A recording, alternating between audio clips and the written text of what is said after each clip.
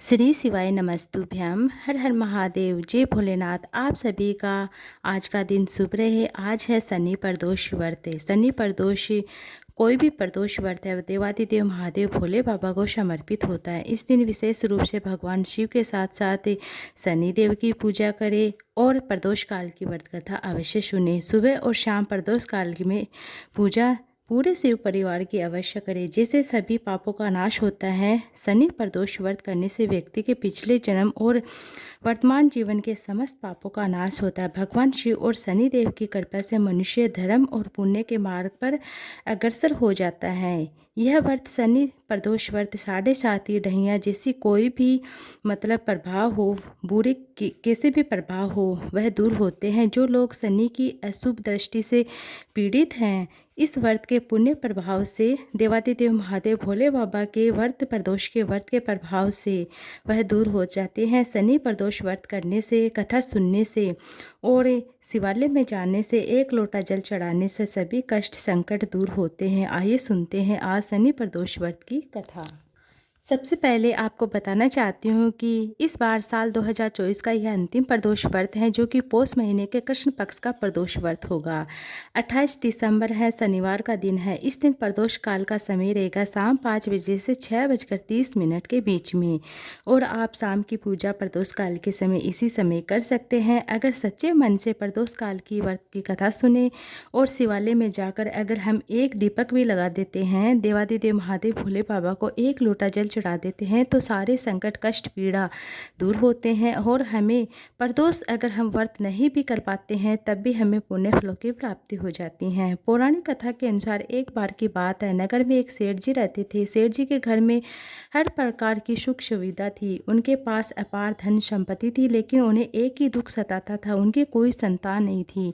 इसी कारण सेठ सेठानी दुखी रहते थे। उन्होंने संतान प्राप्ति के लिए कई उपाय भी किए थे, कई व्रत उपवास किए थे, और फिर भी उसे सफलता नहीं मिली। तब दुखी होकर कुछ समय बीत जाने के बाद सेठ जी ने अपना काम नौकर को सौंप दिया और खुद सेठानी और सेठ दोनों तीर्थ यात्रा के लिए चल पड़ती हैं। अपने नगर से बाहर निकले ही थी कि उन्हें एक साधु महाराज मिले, जो कि ध्यान मगन बैठे हुए थे। सेठ सेठानी साधु के पास गई, हाथ जोड़कर उनके पास ध्यान से ध्यान हटने का इंतजार कर रहे थे। काफ़ी देर तक वह साधु महाराज के सामने बैठे रहे और साधु महाराज ने आंखें खोली। तब उन्होंने पता चला कि उनके समक्ष कोई बहुत देर से आशीर्वाद लेने की प्रतिज्ञा में बैठा हुआ है। साधु ने सेठ सेठानी से कहा कि मैं तुम्हारा दुख समझता हूँ, तुम इस दुख से मुक्ति पाने के लिए शनि प्रदोष व्रत करो, इससे तुम्हें संतान सुख अवश्य प्राप्त होगा।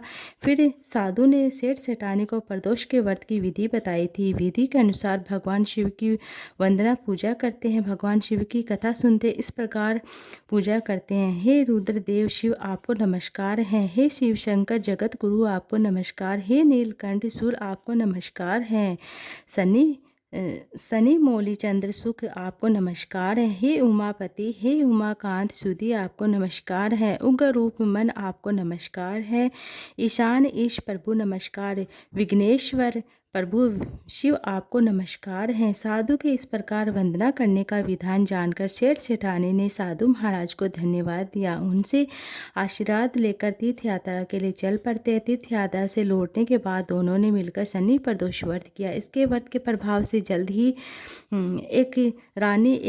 सेठानी एक सुंदर पुत्र को जन्म देती हैं। इस प्रकार शनि प्रदोष व्रत करने से सेठ सेठानी पर खुशियाँ घर में अपार बन जाती हैं। शनि प्रदोष व्रत के दिन जो भी भक्त इस व्रत कथा को सुनता है, जिस कामना से व्रत करता है, प्रदोष का व्रत करता है, भगवान भोलेनाथ उसकी सभी मनोकामनाएं पूर्ण करते हैं। उसकी कामना भगवान शिव और शनि देव की कृपा से अवश्य पूर्ण होती है।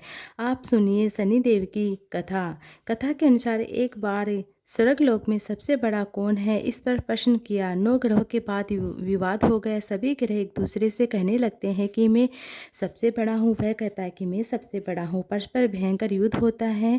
भयंकर युद्ध की स्थिति जैसी बन जाती है। कोई हल नहीं निकलता है। सभी नौ ग्रह विचार करते कि देवराज इंद्र के पास चलते हैं और देवराज इंद्र के पास जाने के बाद कहने लगते, हे देवराज इंद्र, अब तो आपको ही निर्णय लेना होगा कि हम में से सबसे बड़ा कौन है। देवताओं का प्रश्न सुनकर देवराज इंद्र भय हो जाता, उलझन में पड़ जाता है। तब देवराज इंद्र सोचने लगता है कि मैं किसी को भी बड़ा बता दूंगा तो उसका प्रकोप मुझ पर लग सकता है। नवग्रह आपके प्रश्न ने तो मुझे उलझन में डाल दिया है। मैं इस प्रश्न का उत्तर देने में असमर्थ हूँ।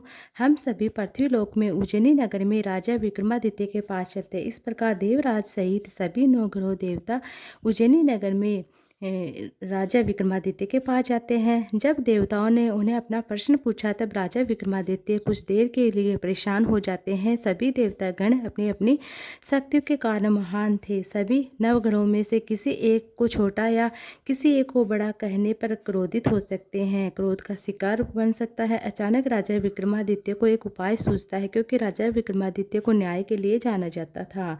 इसलिए उन्होंने न्याय करने के लिए विभिन्न धातु अर्थात स्वर्ण, रजत, कांसा, तांबा, शीशा, रागा, जस्ता, अब्रक, लोहा जैसे 9 आसन बनाए। धातुओं के गुणों के अनुसार सभी आसनों को एक दूसरे के पीछे रखवा दिया गया। उन्होंने सभी देवता गणों को अपने अपने ही सिंहासन में बैठने के लिए कहा। देवताओं के बैठने के बाद राजा विक्रमादित्य ने कहा कि आपका निर्णय तो स्वयं हो गया है। जो सबसे पहले सिंहासन पर विराजमान होता है वही सबसे बड़ा है। राजा विक्रमादित्य के निर्णय को सुनकर सनी देवता बड़े ही विस्मित हो जाते। सबसे पीछे आसन में बैठने के कारण अपने आप को छोटा और क्रोधित होकर कहने लगते, हे विक्रमादित्य, हे राजा विक्रमादित्य, तुमने मुझे सबसे छोटा, सबसे पीछे बिठाया है, मेरा अपमान किया है। तुम मेरी शक्तियों से परिचित नहीं है, मैं तुम्हारा सर्वनाश कर दूंगा। तब सनी देवता ने कहा, सूर्य एक राशि, 1 महीने चंद्रमा, 2.25 दिन मंगल, 1.5 महीने बुध और शुक्र, 1 महीने बृहस्पति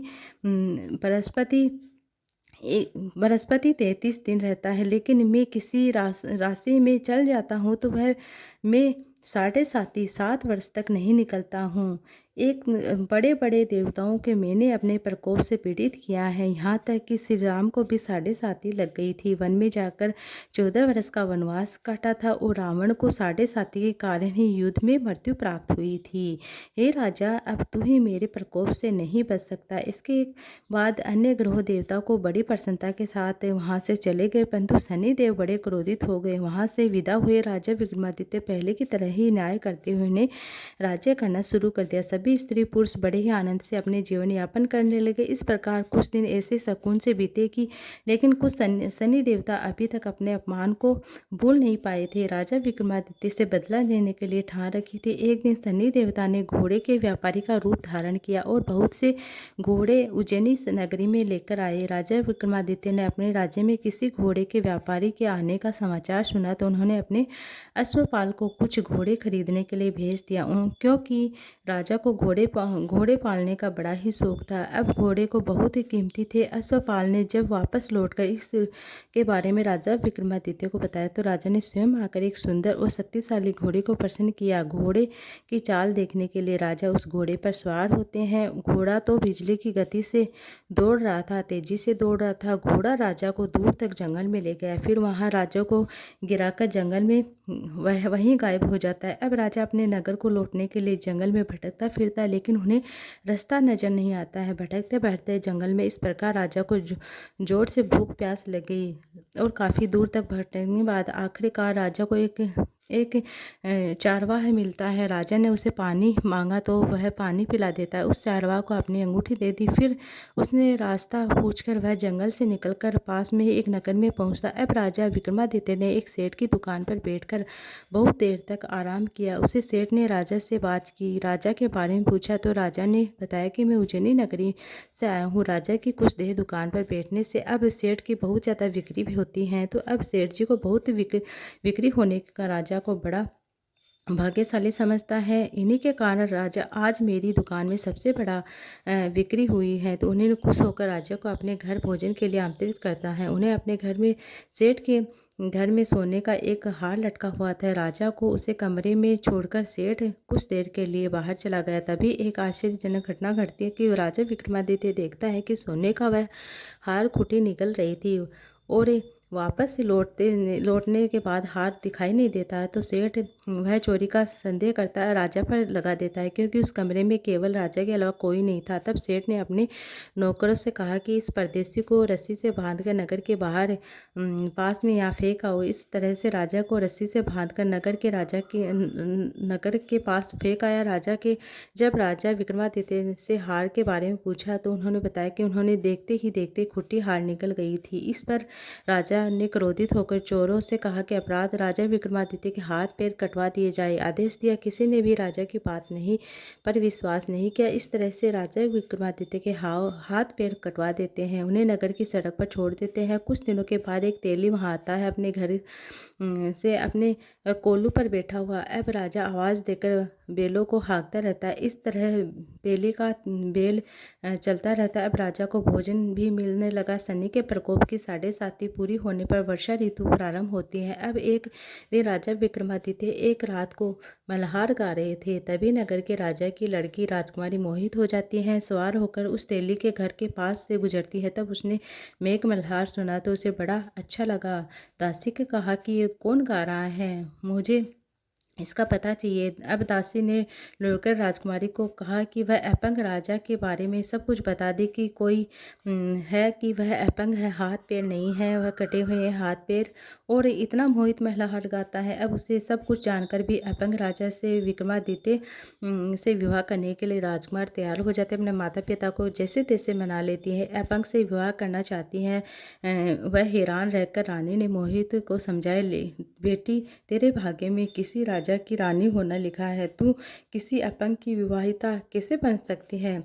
पाँव पर कुल्हाड़ी क्यों मार रही है? लेकिन राजकुमारी अपनी जिद पर हट गई और वह नहीं मानी। भोजन करना छोड़ दिया, अपने प्राण त्यागने के लिए निश्चित हो गए। आखिरकार राजा रानी को विवश होकर अपंग विक्रमादित्य से अपनी राजकुमारी का विवाह करना पड़ा। विवाह के बाद राजा विक्रमादित्य राजकुमारी उसी तेली के घर में रहने लगे। उसी रात स्वप्न में शनिदेव ने राजा से कहा, हे राजन, तुमने मेरा प्रकोप देख लिया, मैंने तुम्हें अपने अपमान का दंड दिया है। इस प्रकार राजा ने शनि से क्षमा करने को कहा। प्रार्थना करते हुए कहने लगते, हे शनिदेव, आपने जितना दुख मुझे दिया है किसी को कभी मत देना। तब शनिदेव ने कुछ सोचकर कहा कि हे राजा, मैं तुम्हारी प्रार्थना स्वीकार करता हूँ। जो कोई स्त्री पुरुष मेरी पूजा करेगा, शनिवार को व्रत करेगा, शनिवार के दिन पीपल के पेड़ की पूजा करेगा, शनिवार के दिन पीपल के पेड़ के नीचे तेल का दीपक लगाएगा, मैं उसकी सभी मनोकामनाएं पूर्ण करूंगा। मेरी व्रत कथा सुनेगा, उस पर मेरा आशीर्वाद सदैव बना रहेगा। इस प्रकार प्रातः काल तब राजा विक्रमादित्य नींद से उठता है तो अपने हाथ पांव सभी सलामत देखकर राजा आश्रम पर जाता। बड़ी खुशी होती है। उसे मन ही मन शनिदेव को प्रणाम किया और राजकुमारी भी राजा के हाथ पांव देखकर आश्चर्य पड़ जाती है। राजा विक्रमादित्य ने अपना असली परिचय देते हुए शनिदेव के प्रकोप की सारी कहानी रानी को कहते हैं। सेठ को जब इस बात का पता चला तो वह दौड़ा दौड़ा तेल लेके पहुंच गया और राजा के चरणों में गिरकर क्षमा मांगने लगता है। राजा ने उसे क्षमा कर दिया, क्योंकि वह सबको शनिदेव के प्रकोप के कारण ये सब कुछ हो रहा था। सेठ राजा को अपने घर ले गया, उन्होंने भोजन कराया। भोजन कराते समय वहाँ आश्चर्य घटना घटनी, सबके देखते देखते खूंटी हार उगल रही थी। ये देखकर सेठ सेठानी प्रसन्न होते सेठ ने अपनी बेटी का विवाह राजकुमारी के साथ कर दिया। बहुत सारा धन आभूषण दिया। धन आदि देकर राजा को अपनी बेटी के साथ विदा कर दिया। अब राजा विक्रमादित्य रानी मोहिनी और सेठ की बेटी के साथ उज्जैनी नगर में पहुंचे। नगरवासियों ने बड़ी खुशी से उनका स्वागत किया। अगले दिन राजा विक्रमादित्य ने पूरे राज्य में घोषणा कर दी, कोई भी शनि देव की देवताओं में सर्वश्रेष्ठ है, इसलिए हर स्त्री पुरुष को शनिवार के दिन व्रत कथा सुने। व्रत नहीं कर पाते हैं तो पीपल की पूजा करे। राजा विक्रमादित्य की घोषणा से शनि देव बड़े प्रसन्न होते। शनि का व्रत और व्रत कथा सुनने के कारण सभी लोगों की मनोकामनाएं शनि देव की कृपा से पूरी होने लगती है। सभी लोग बड़े आनंद पूर्वक रहने लगते। बोले शनि देवता की जय हो, बोले शनि देवता की जय हो, बोले भोलेनाथ की जय हो। श्री शिवाय।